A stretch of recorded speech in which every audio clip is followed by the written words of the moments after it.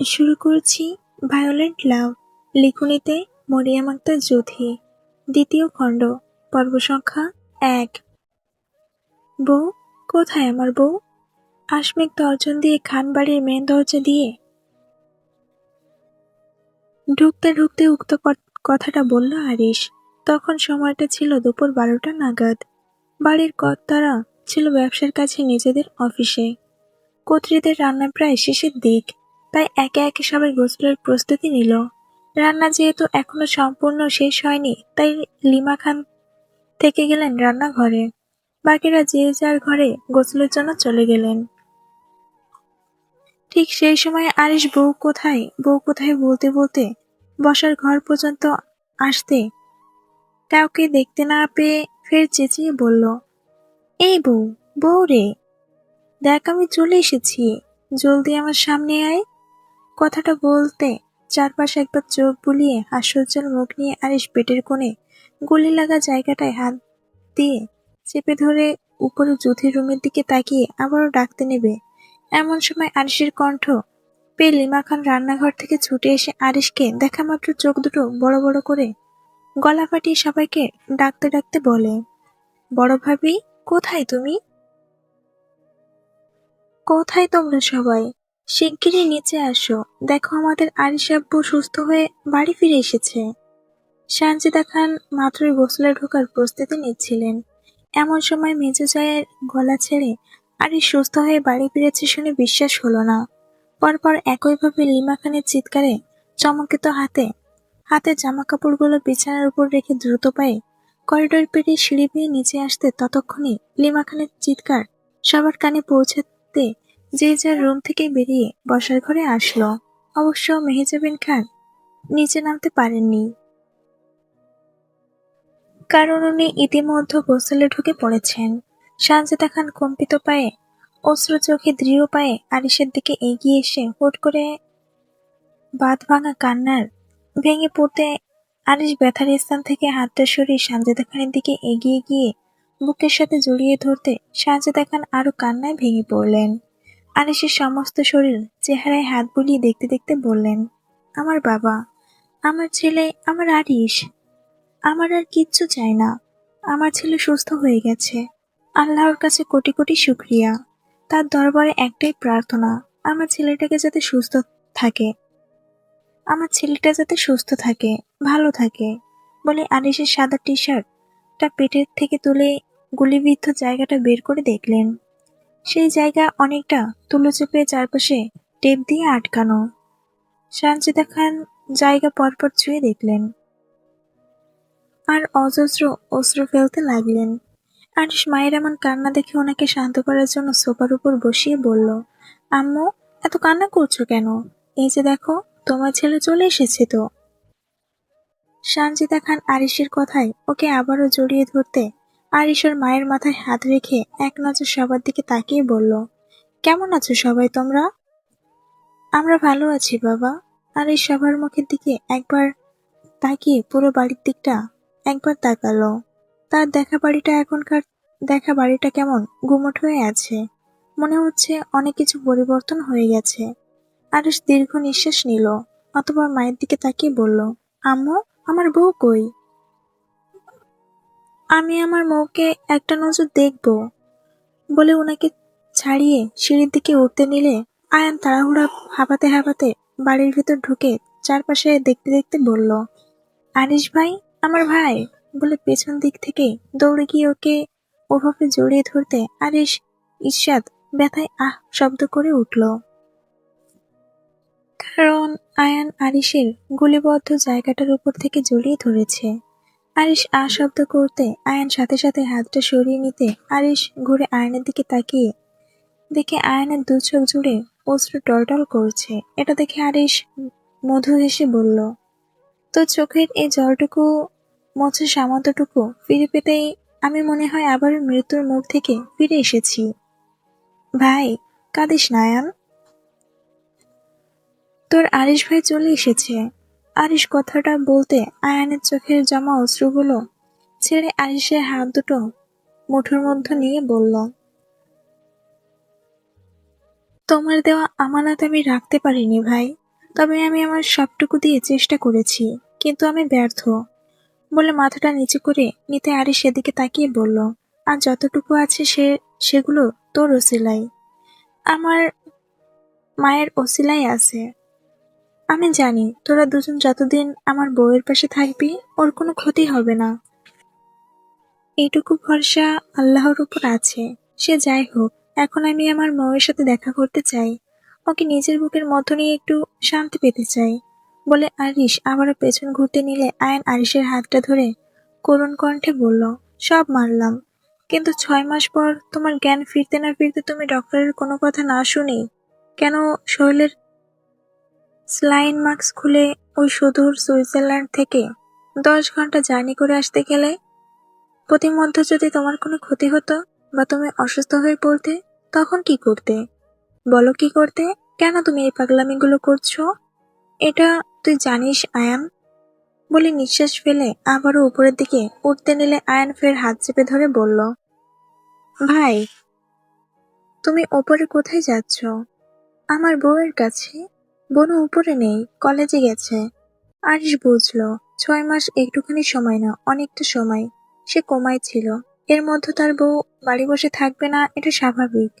SSC result পেয়ে college ভর্তি হবে, তাই ভনিতা না করে ডাইরেক্ট কলেজের নাম জানতে চেয়ে বলল, কোন কলেজ? ও যে স্কুলে পড়াশোনা করতো ওখানকার কলেজেই ভর্তি হয়েছে। ওকে বলে আয়ানকে পাশ কাটিয়ে চলে যেতে নিলে ওদের বলা এতক্ষণের কথোপকথনের মধ্যে সানজিদা খান আটকে আছেন সেই আরিশের বলা, তোরা দুজন থাকতে আমার ময়ের আল্লাহর রহমতে কিছুই হবে না কথাটাতে। তার ছেলেটা 6টা মাস কোমায় ছিল, এই 6টা মাসে বদলে গেছে অনেক কিছু, আর সেই বদলে যাওয়ার পেছনে দায়ী সে নিজে। সে যদি আরেকটু সতর্ক থাকতো তাহলে হয়তো এমন কিছুই হতো না। তার ছেলের অনুপস্থিতিতে তার ছেলের বউটাকে যদি একটু আগলে রাখতো তাহলে হয়তো মেয়েটা সব ভুলে যেত না। মেয়েটার সাথে অন্যায় হয়েছে, তার ছেলের বিশ্বাস সে রাখতে পারল না। এই কথাটুকু মাথার মধ্যে শ্রাবণ হতে ভীষণ অস্বস্তি ফিল করলেন। এর আগেও ছেলের অনুপস্থিতিতে সে তার ছেলের বউকে সেভাবে আগলে রাখতে পারেননি, এবারও পারল না। কিন্তু সামনের দিনগুলো সে আর অবহেলায় পার করতে চায় না। আরো আগে আরো আগলে রাখতে চায় ছেলে ও ছেলের বউকে।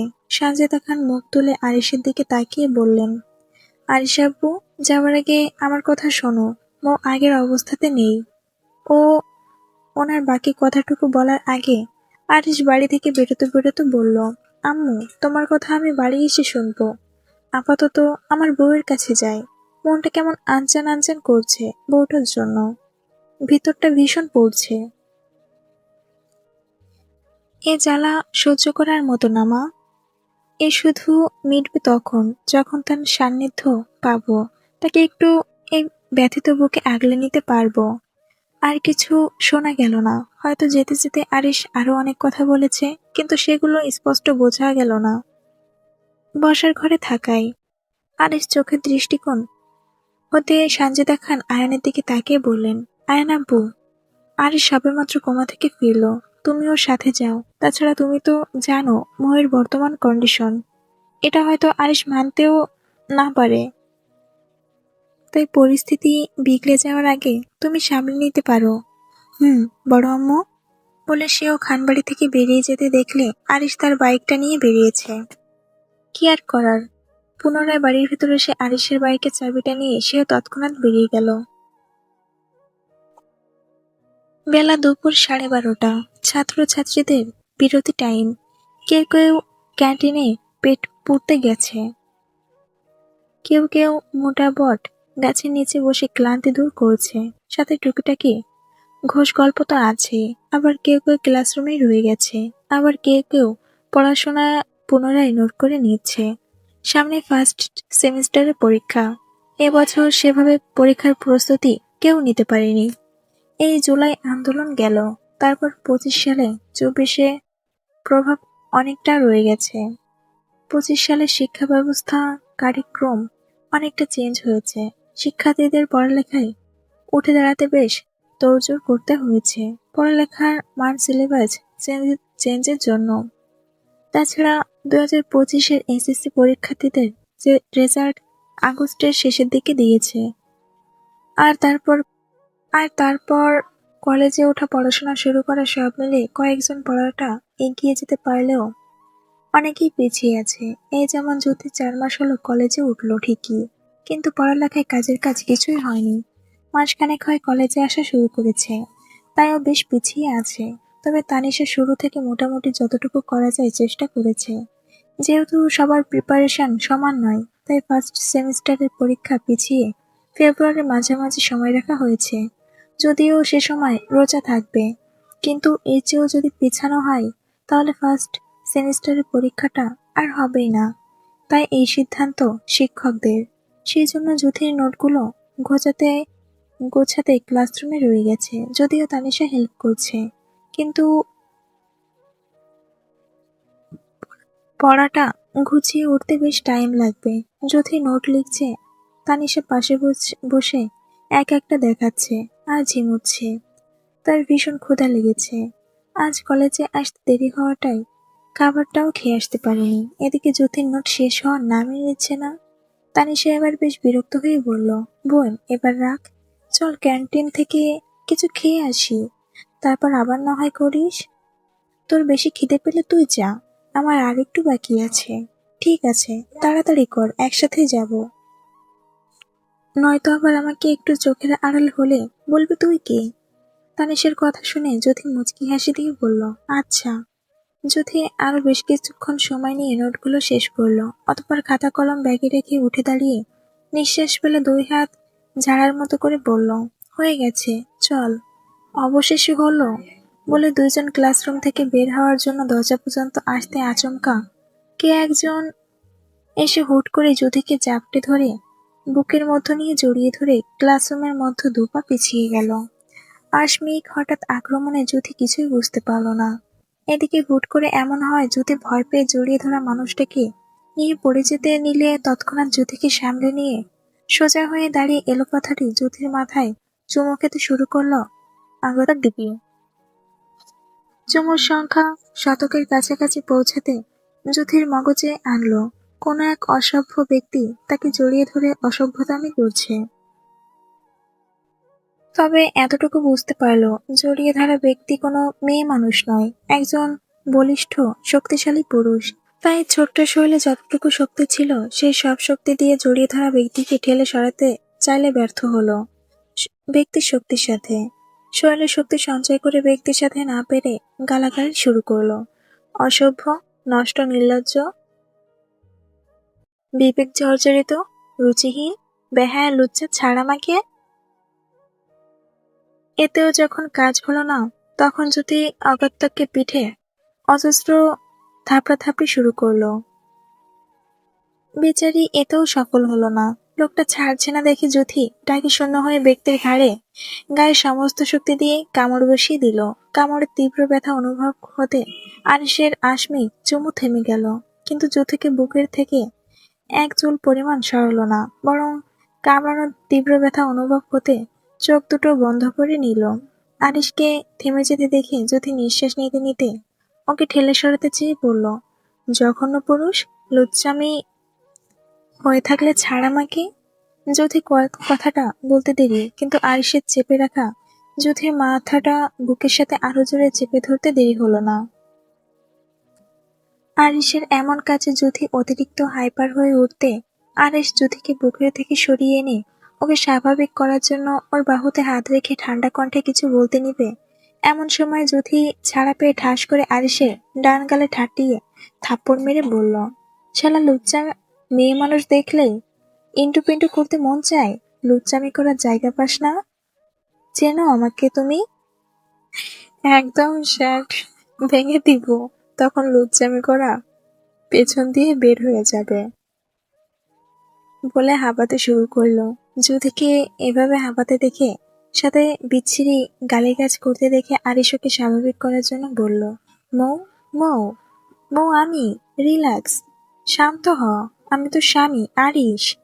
আরিশ কথাটা বলতে জ্যোতি মুখ তুলে আরিশের মুখের দিকে তাকিয়ে বেশ কিছুক্ষণ পর্যবেক্ষণ করলো। জ্যোতি বোঝার চেষ্টা করলো লোকটা কে, যে ওর স্বামী বলে দাবি করছে। কিন্তু না, লোকটাকে চেনে মনে হচ্ছে না।